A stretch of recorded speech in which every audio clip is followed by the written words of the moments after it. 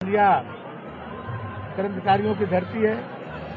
बलिया सदैव क्रांतिकारियों को सम्मान करती रही है और आज जो है हमारे जो स्वतंत्रता संग्राम सेनानी डॉक्टर रामविचार पांडे जी, उनके और जो हमारे सेनानी के परिवार के सदस्यगण, सबको जो है आज यहाँ सम्मानित किया गया है। जो हमारे अच्छे खिलाड़ी थे उनको भी सम्मानित हुए हैं और जो हमारे बच्चे अभी नई नई नियुक्तियाँ पाए हैं उनको नियुक्ति पत्र भी आज प्रदान किया गया। और हम सब गौरवान्वित हैं कि बलिया की स्वतंत्रता संग्राम में अग्रणी भूमिका में रहा, चाहे वो मंगल पांडे जी के रूप में, चाहे चित्तू पांडे जी के रूप में, चाहे जयप्रकाश नारायण जी के रूप में। बलिया सदैव जो है स्वतंत्रता संग्राम में आगे रहा है और बलिया क्रांतिकारियों की धरती है।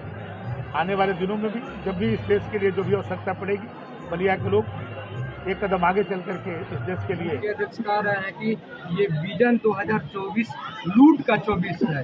बीजेपी विजन बना रही है लूट के, किस तरह से एक्सप्रेसवे में लूट हो, किस तरह से अपने कार्यकर्ताओं को ठीका पट्टा और मंडी का वो दिया जाए।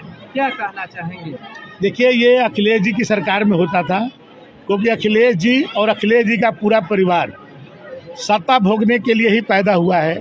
लेकिन मोदी जी और जोगी जी इसके लिए पैदा नहीं हुए हैं। मोदी जी के कौन परिवार के लोग सत्ता भोगते हैं, जोगी जी के कौन परिवार के लोग सत्ता भोगते हैं।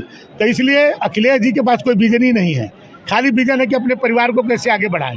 ये मोदी और जोगी के पास विजन है कि वो देश और प्रदेश को आगे बढ़ाना चाहते हैं। मंत्री जी, अंतिम सवाल, आज ईस्ट इंडिया कंपनी की बात ना हो तो अधूरा रहेगा।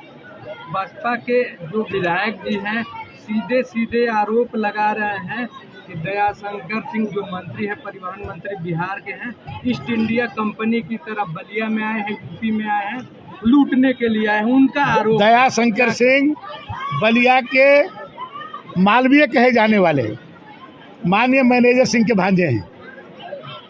है कि नहीं है आप पता करिए, आप तो मीडिया के लोग हैं। मैं उनके भांजा हूँ कि नहीं हूँ। और उनके पिताजी क्या करते थे? तेल बेचते थे, किरोसिन ऑयल बेचते थे। और मैं जिन परिवार से हूँ उसको बलिया में मालवीय कहा जाता था। अब बलिया के शिक्षा जगत में सबसे बड़ा योगदान देने वाले मैनेजर सिंह का मैं भांजा हूँ।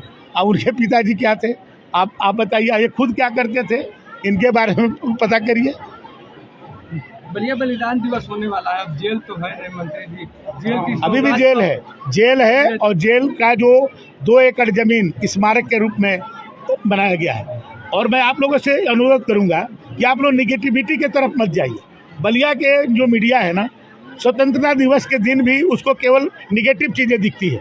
थोड़ा कम से कम बलिया के जो स्वतंत्रता संग्राम में बहुत बड़ा योगदान है, तो कम से कम एक दिन आप लोग थोड़ा पॉजिटिव भी सोचिए।